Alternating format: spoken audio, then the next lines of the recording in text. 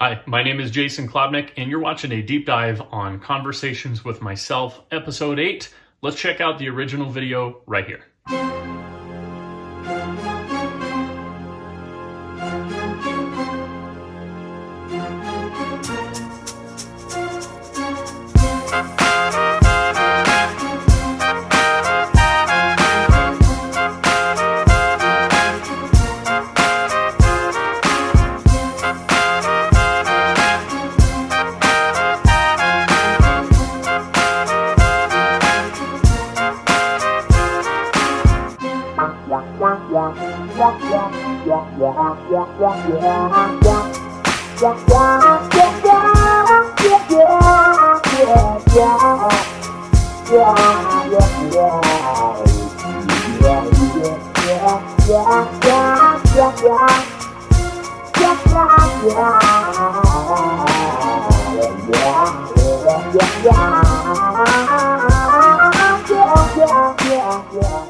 In this week's video, I wanted to not just do a Logic Pro 10 session deep dive, show you what I'm doing, definitely going to do that, but I also want to show you what is happening on my pedal board, the settings that I had for this particular video, and hopefully you'll leave a comment down below to let me know any other pedal options that may be on the board. Hey Jason, what may it sound like if you were to do this setting with this setting? And if you leave a comment, maybe one of the future videos will explore some of those options together. But if you're ready, let's take a look over into the Logic Pro 10 session. If you've seen some of the previous deep dives into Conversations with Myself, then you're familiar with my workflow for Logic Pro 10. This is the settings that I have. I've gotten a little bit more efficient on how I like to have the various trumpet parts and where I put them. I typically record the trumpet upper left first, then do the trumpet upper right, trumpet lower left, trumpet lower right.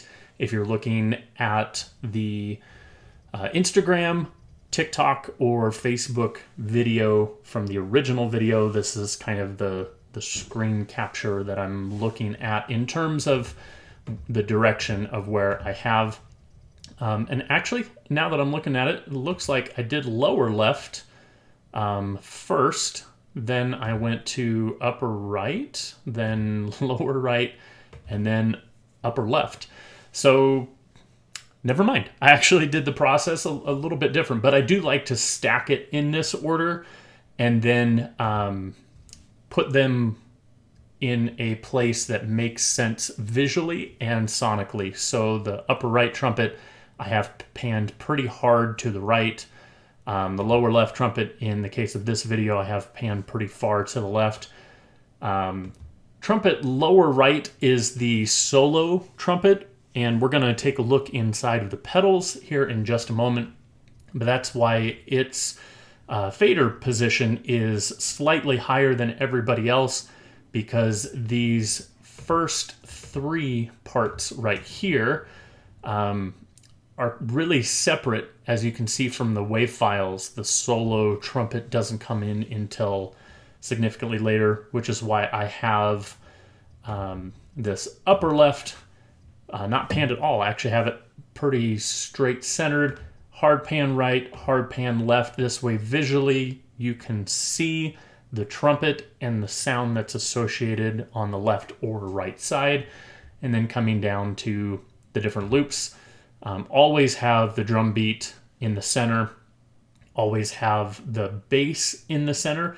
In this case, I actually didn't use a bass. I used the string sounds because there's a upright bass and a cello inside of this South Beach string stabs that I didn't need to add any other bass.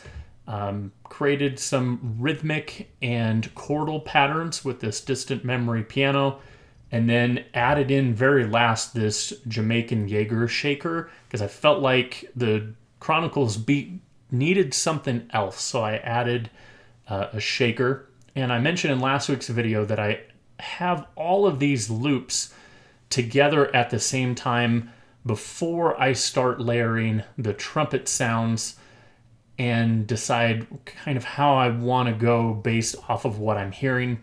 I started with this Chronicles beat and then added everything else top to bottom, but really like the string stabs. So I had them first and then cut 4 measures with the beat and the piano, but having 4 measures of just the string stabs felt empty, so I added in the shaker a little bit before the full drum beats and the piano come in. So if you're ready, let's take a look at the pedal board right now. If you have seen previous videos, you're probably already familiar with the pedal board setup that I have now. I have some other pedals hopefully coming soon that we can add to this board and explore. There's some things that I haven't been using very much on this board lately, even before the COVID-19 pandemic. Really wasn't using this Dunlop wah very much, so I'm actually considering taking it out and putting some new things from Source Audio on the board. I may be moving everything over this way or shifting everything over here and putting a new pedal right here, but that could be for another video. What was I using on the solo trumpet sound? I used a mix of this Source Audio Stingray, which is an envelope filter. I actually have it on this particular setting. Come in a little bit closer. So I have the speed set pretty much at 12 o'clock, depth at 12 o'clock, and I'm using the first setting on the low pass as well as the frequency resonance. But the modulation source, I have in between these two square and an adjustment on the square wave, but I have this particular setting. So for those that have the Source Audio Stingray and really like the envelope filter that I'm getting, this is the setting. And then I'm pairing it with this Pitch Fork Electro-Harmonix pedal. It's one of my favorites. Actually love using this TC Electronic Quintessence along with the Electro-Harmonix. But for this video, I decided to use the Source Audio Stingray with the Pitch Fork Electro-Harmonix, and I have it set to down an octave. With this switch, I can have both settings if it's set to the middle, so I can have an octave up and an octave down. And if you have it up, that gives everything up an octave. And then right here, I have down an octave, which is where I have this particular setting. So when I have both of these pedals engaged, I have an envelope filter along with octave down, and then I have my blend set roughly 11 o'clock, just because this particular pedal has quite a bit of output in addition to the trumpet sound. So I don't want the octave down to bury the original sound, so I have it a little bit over, like I said, over to 11. Now, some other videos you've noticed I've gone down 2 octaves or even 3 octaves to help create some of those really low bass trumpet sounds, but for this particular video, I had it at an octave down. So that's the settings that I have on my board. I hope you've enjoyed this week's video, which is a deep dive on Conversations with Myself, episode 8. If you've liked this video, do me a favor, hit that subscribe button down below, and that bell that's right next to it lets you know when future videos are coming out. Be sure to share it with other friends and musicians that you think might enjoy it, and as always, I'll see you next time.